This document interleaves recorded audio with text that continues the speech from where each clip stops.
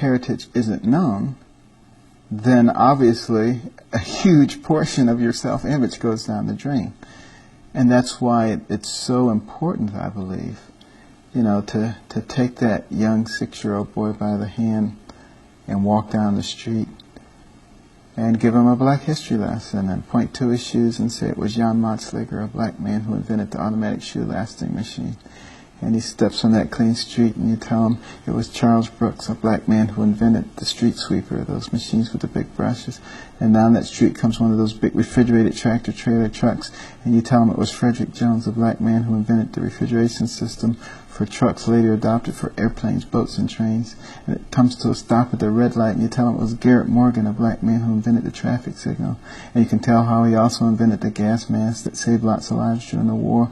And while you're talking about the war, Henrietta Bradbury, a black woman who invented the underwater cannon, made it possible to launch torpedoes from submarines. And while you're talking about black women, you can talk about Madam C.J. Walker, a black woman who invented cosmetic products for women of dark complexion, was the first woman of any nationality in the United States to become a millionairist on her own efforts.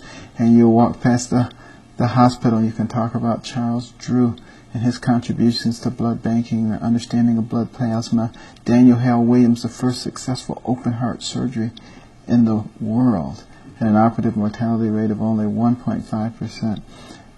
You can talk about Lewis Latimer, who was the right-hand man of Thomas Edison, a black man, who came up with the filament that made the light bulb work for more than 2 or 3 days, who invented the electric lamp, who did pioneering work in incandescent and fluorescent lighting, who diagrammed the telephone for Alexander Graham Bell. Tremendous inventor in his own right.